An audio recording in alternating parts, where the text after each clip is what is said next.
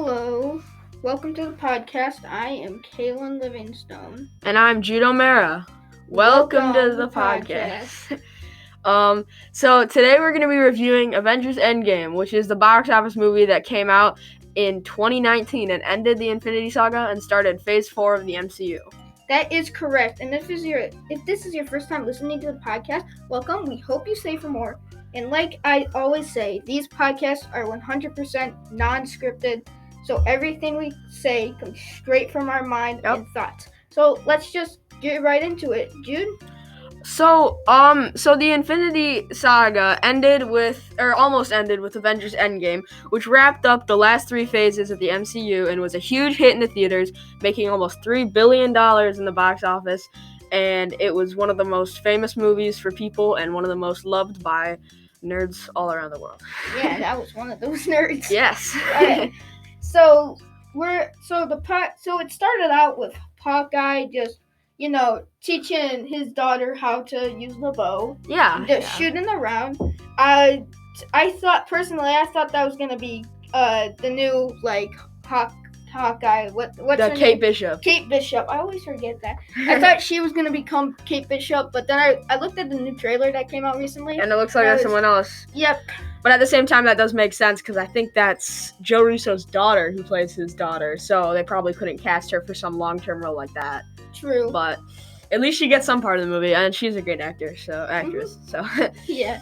All right, so this happens, and I just have to say I love Hawkeye's children. They have such good dynamics with them, and I hope we get to see much more of them in this new series. I'm not a Hawkeye hater, but I'm also not a Hawkeye fan. Yeah. So I'm kind of mixed with him, but I'm like I said, I'm not a Hawkeye hater. I'm not saying, I hate Hawkeye because he doesn't have any powers. I always thought his power was he never missed, Deadshot from DC. Yeah. But I don't think that's true. I just think he has amazingly good aim. And I think a Hawkeye versus Bullseye thing. I don't know, I think that's probably a comic. I'm sure it is, but it would be really cool to see in live action. Even though the Bullseye live action representation isn't the most amazing, but it's okay though. Not great. But yeah. So then the snap happens, the blip, and they're gone, and I love how you can hear the birds go away as you see the dust come out. It's a sad moment. When I saw that for the first time in the theaters, I just felt like, oh God, what is this movie gonna be? It's such an emotional film. The end mostly. Yeah. We're gonna get into the final battle, but we're just gonna chronological order. Oh yeah. So blip happens. They all regroup at Avengers, where they find Tony Stark. Captain Marvel brings Tony Stark and Nebula back to Earth. And Nebula and Rocket regroup, and they're sad because they're sad because all of their family is dead. Yeah. Gamora, Peter, Groot. That kind of sucks. Drax, Mantis. And so they get together and they're trying to find Thanos.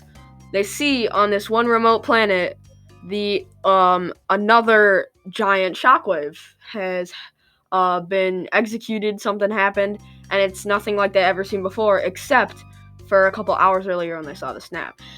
And that was a big moment for them. A big a big lump off of Tony's chest, especially because he could just even the thought of being able to get these people back is really good for all of them, especially Tony, considering all of the stress that he's been carrying on his back since 2012. Since 2012 when he first went that nuke right into the correct position into that and blew up everything. Which good job, Tony. Yeah, and we're gonna talk about that movie in a different episode. Probably. And that's one of my favorite MCU movies.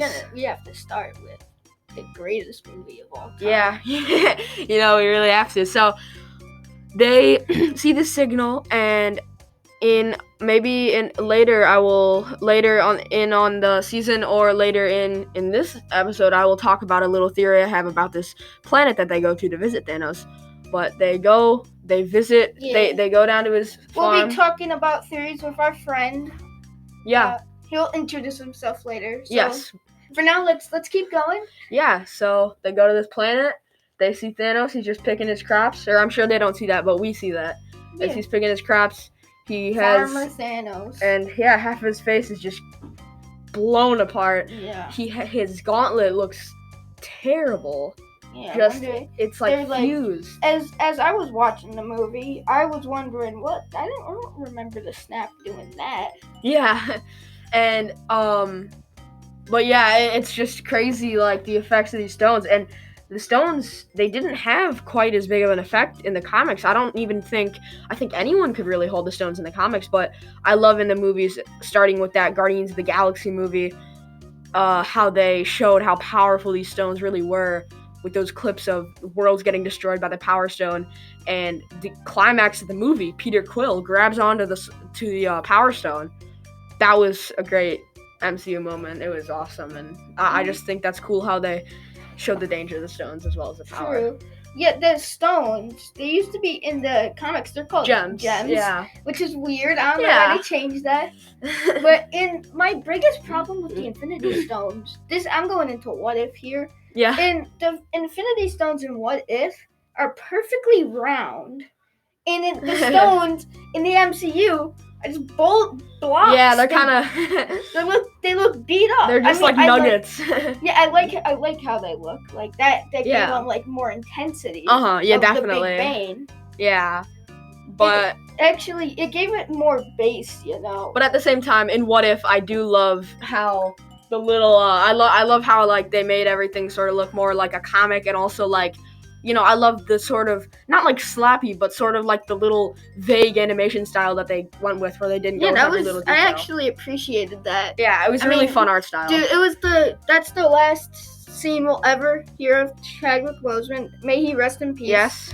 We love Wakanda forever. Wakanda forever. Yes.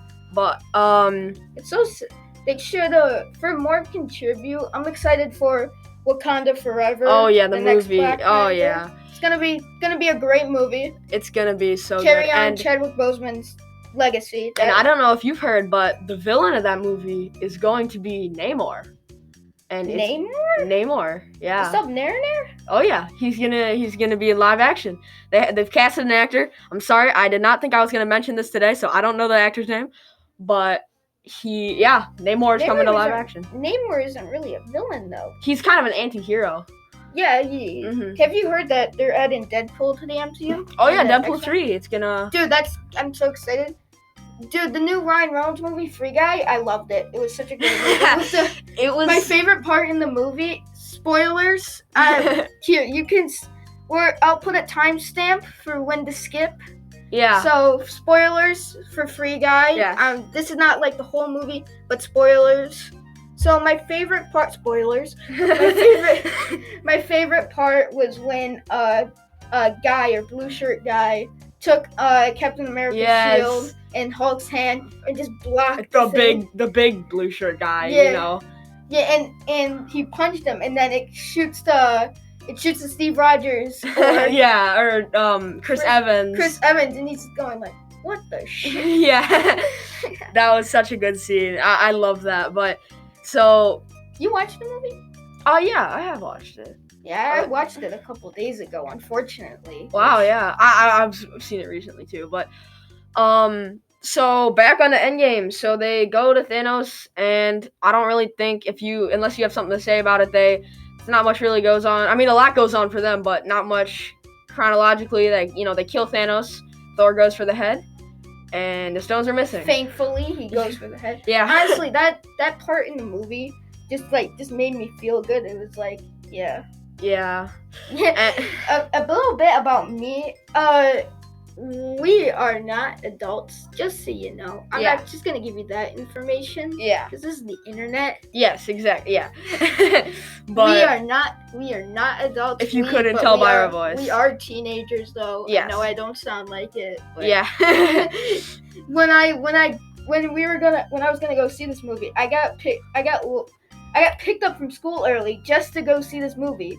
Like, it was like lunchtime, and they picked me up. The first showing, like, ever, like, other than the first showing, is I got to see it. It was amazing. Like, it's just crazy how much of an impact this movie had on the world. It made made me cry so much. It was such a sad movie, Yeah. especially the final battle. Like I said, we'll get into that. So, such a sad movie. Your thoughts? Yeah, I mean, I think that it's sad, but it's just the right way to be sad, where you're sad, but you're also sort of nostalgic, and it's just all around kind of just a roller coaster of feelings. But then at the end, you're like, this is a good feeling. Like, I loved this movie. And it was a great end. It was a great end. But now it's a new beginning. So true. This is what you guys are going to hear us talk about, this new beginning, this Hey, phase in 4. a few minutes, folks, we're going to take our first break for the podcast. So Yeah. We'll be back in a bit. It'll be like 2 seconds for you. Yeah. It's going to be like 10 minutes for us. Yeah, so, And we'll be back with our friend to talk about theories, but let's continue. So we were talking about how Thor cut off the head. So yeah, so he cut off the... Sorry, you go. No. I was just gonna say, yeah. So you went for the head, but also we should probably we'll talk about everything, and then we'll cut off a little bit after we get to 5 years later. So basically, Ant-Man gets saved by this rat. Rat. Oh my god, yeah. So he gets saved by this rat. He gets out, and Ant-Man is the most underrated character ever. He's so awesome. Honestly, there was a theory that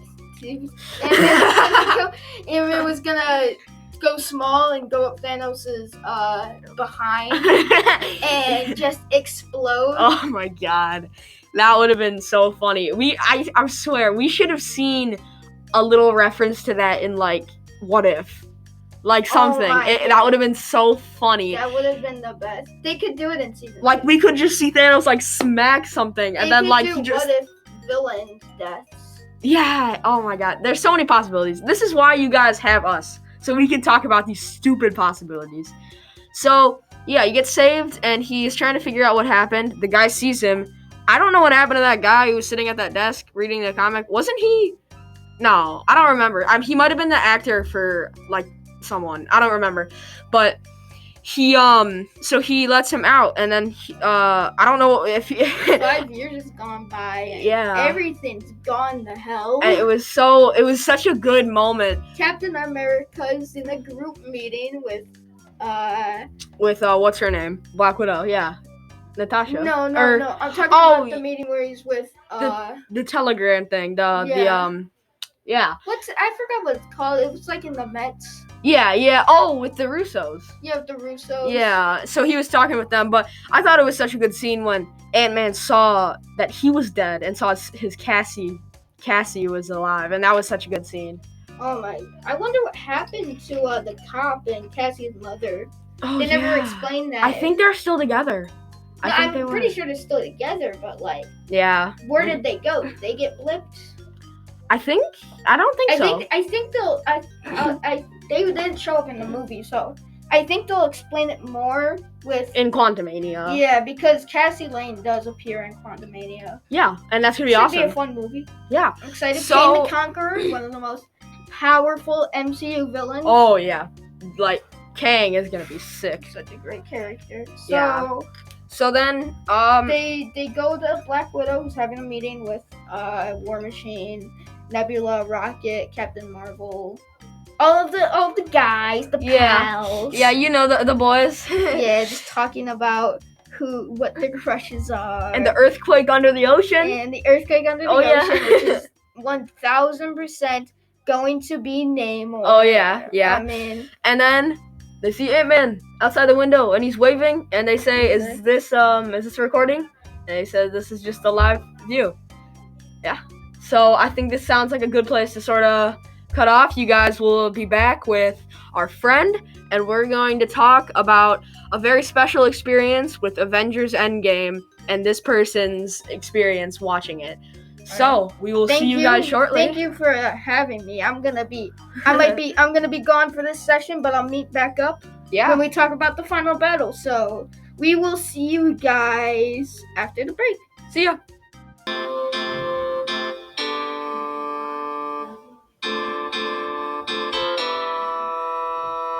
Hello, and welcome to this short intro to Charlie, and he's going to be talking about his very unique and exciting experience of the MCU and Avengers Endgame, which is one of the most famous movies that we've talked about today, and he's going to tell his experience. So, Charlie, it's all yours. So my Marvel experience and my Endgame experience was both very different than the usual one, given the fact that I didn't watch it in theaters, but just this summer during the pandemic. Yeah, like the summer Yeah. of 2019. That's a long time ago. Yeah. now. Well, getting back to the topic. Yeah. Well, I hadn't watched any of the Marvel movies in theaters when they came out, and it was during the pandemic that I was like, hey, I've never watched these because I thought it would be too much to catch up, but now I have a perfect opportunity because it's pandemic and we have Disney Plus and we can just watch all this. Yeah, I think that was the summer of 2020, but yeah. Yeah. I don't know, some time ago. Yeah. Some short time ago. And me and my dad, we watched through all the MCU movies in the order they were released, and it was just really fun. Just even though and Endgame had already been spoiled for me because it happened 2018. Yeah. But it was still really fun just watching everything leading up to and during the Infinity Saga. Yeah. And then we finally got to Endgame, and it was just a really great movie, honestly. Yeah. Probably one of my favorite. Your favorite MCU? My favorite MCU movie. I really liked Ant-Man and Ant-Man and the Wasp. They're just funny, and they don't really fit into any of the other MCU movies. Not too much. They do. The plot lines don't really. Plot lines don't really, and I think I really like that because they're like funny, and I don't know, they're just really funny. Yeah, I think they're great movies individually. Yeah, individually. As well as Thor Ragnarok, but everyone loves Thor Ragnarok. That's just the mainstream. That's just the mainstream favorite. Yeah. And Infinity War and Endgame. Oh yeah. Mm-hmm. All right. Well, thank you, Charlie, and you guys may or may not see him for another segment in this show or maybe a couple of other shows later in time. But for now, goodbye, Charlie, and we will see you another time.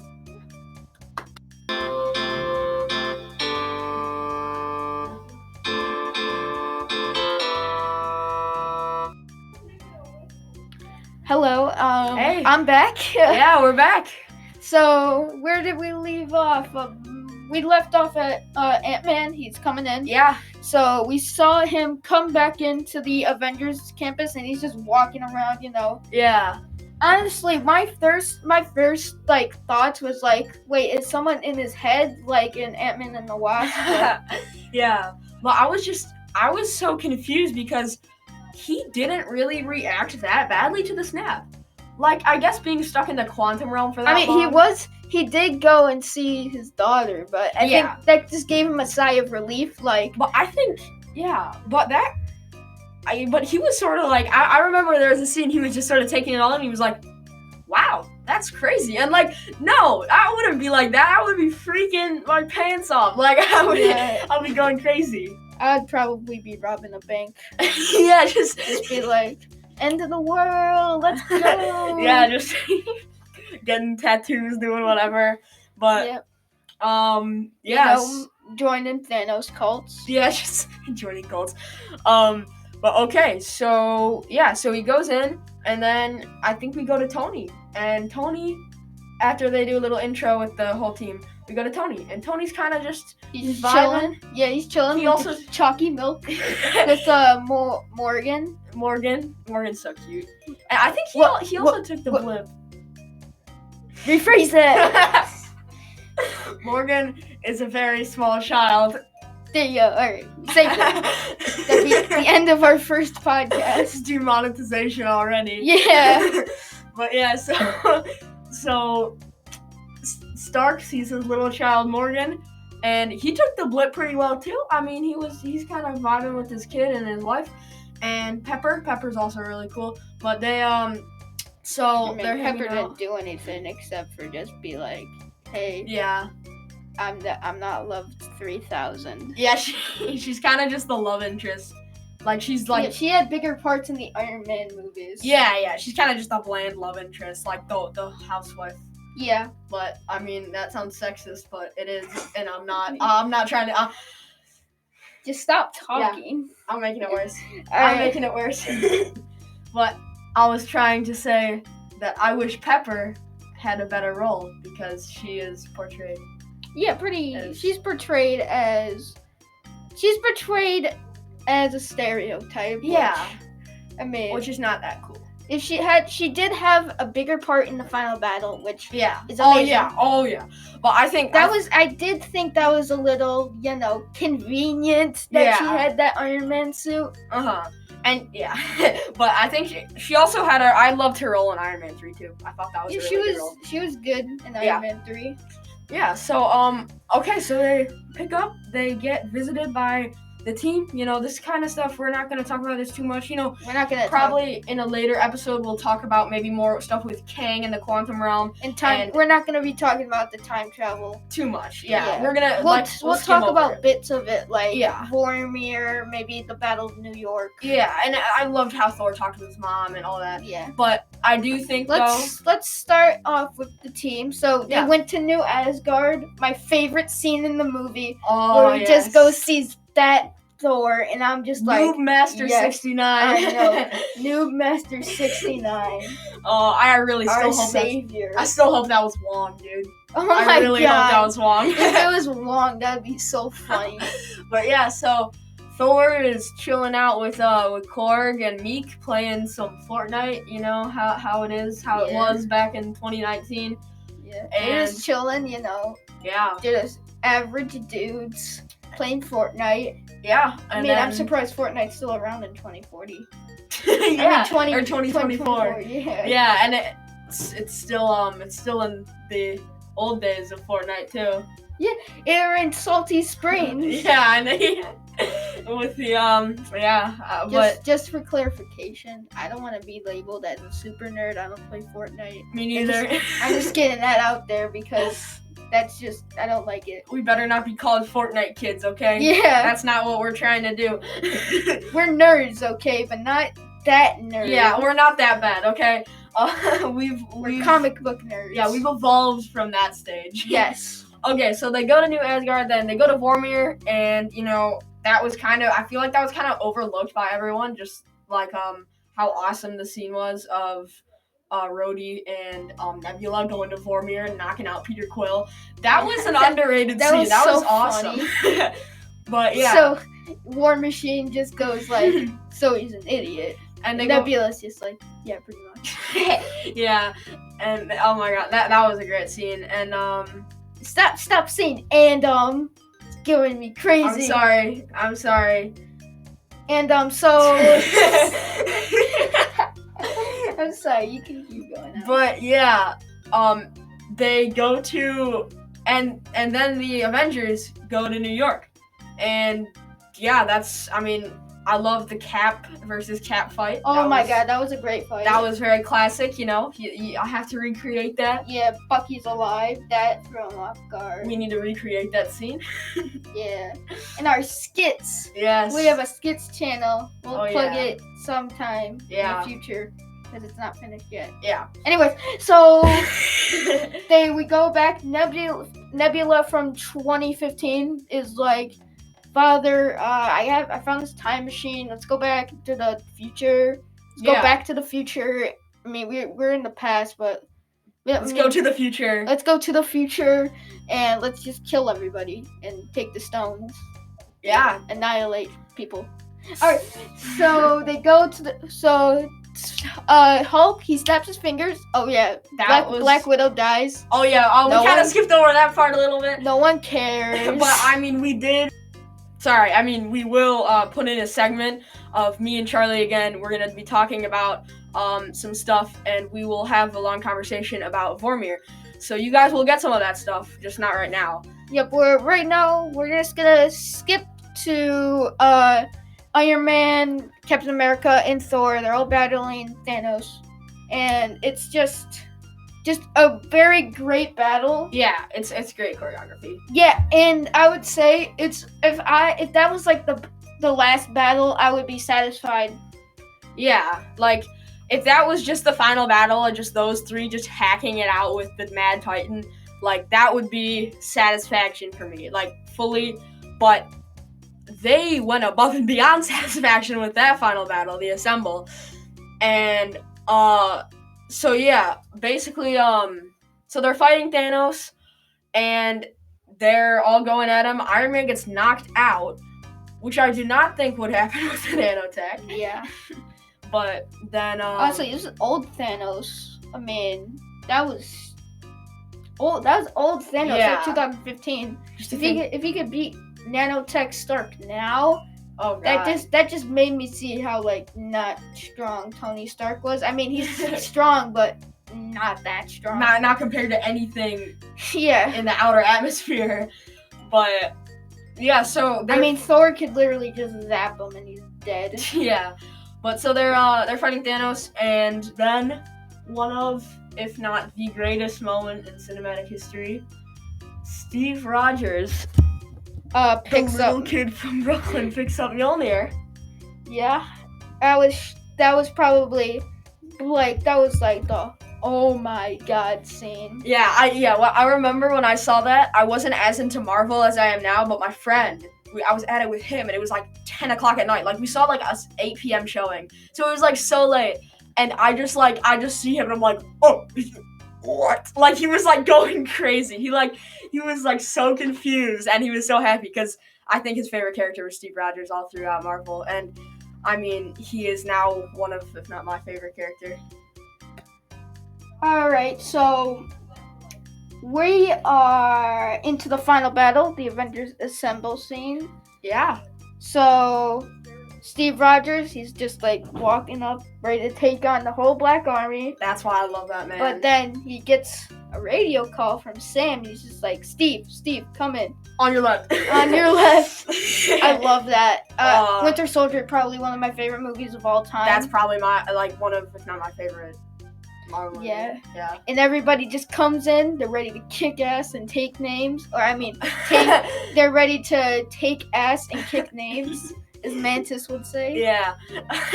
We love Mantis, but no, we don't love Mantis. Sorry. Sorry. No, Mantis. This is what happens in unscripted podcasts. Mantis is definitely not my favorite, but we'll get to that later when we review the Guardians movies, especially Guardians 2 with Mantis. Oh my god. I'm not gonna lie, Guardians 2 is very underwhelming. Oh, yeah. Very predictable. Oh yeah. I mean, I've read the comics with Ego, so I kind of knew what was happening. Yeah, like, dude, out of 5 hours of footage of Guardians of the Galaxy, we haven't seen the Guardians, like, actually fight a lot. Like, dude, when is Peter Quill gonna fight? Yeah. Like, he never actually He's playing catch with his dad. Yeah. Like, bro. But, so, they're fighting, and they're just going off, you know. There are a couple of, like, continuous errors with Big Ant-Man being in 2 places at once, or, you know, like, or some of the Black Order, like, getting killed and then reappearing. I think some of them did that, but I don't know. I don't really see that, but it might have happened. Yeah, I think we can talk about some Endgame errors. We'll talk later. about. We'll have a whole episode on bloopers. Yeah. And funny things. And different errors without, but that'll be later time. So, yeah, you got. But yeah, so they're fighting, and it's just a great fight scene. Like, oh my god. Great moments. When I saw that, I was just like. He's opening his mouth right now in shock. I was like, my mouth would drop, and I was like, oh my god. Yeah, and it's just so good. And honestly, like, they missed a couple things, but if I were them, I would have missed, like, everything. Like, how can you do that battle? Like, it's such great CGI, everything. Oh my god, it probably took months upon months of work on that final battle. Yeah. Dude, Valkyrie wasn't even there. Yeah. They had to film her separately because she was doing something. Yeah, like, oh my god, but I love Valkyrie. Yeah, they had the whole Marvel's ladies, and Valkyrie was the only one not there for the picture. Yeah, but Poor her. She's very underrated. But but I love, and then the women assemble. That was a great moment. oh my god, it was such a great moment. I mean, nowadays most of them are not dead, but not in MCU. And this is a little bit of a small thing, but I just wanted to point out Okoye, like, in Infinity War, just to show, like, some of the progression of these characters throughout, the, like, Okoye if she was with Wanda Maximoff and Captain Marvel when they in Infinity War in the Battle of Wakanda, she would have just let him fight. Cause she was telling Wanda, how is she up there all this time, and she was like, give me a break of fighting. But now all of them, they're just risking everything they have to get anything they have back. Wanda Maximoff had such a hard life in the MCU. Yeah. I mean, her house got bombed.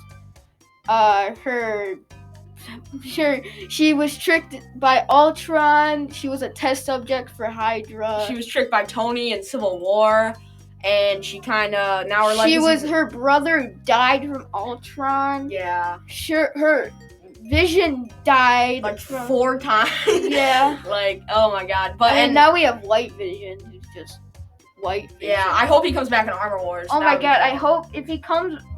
A lot of people said he's dead. Like, they said like he is the Vision. Oh. I hope he comes in something. Yeah, but we'll talk about that later. Or on the later date. But I don't think he's dead. I think that would just be a waste. Yeah. Okay, so the final battle, they're doing this all, and then we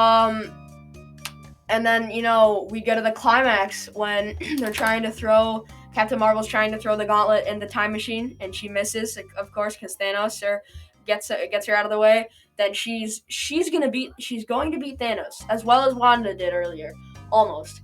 And Thanos just grabs the Power Stone in his fist. And that just shows. Yeet. I know, like, that just shows his power. Like, he held it in his fist.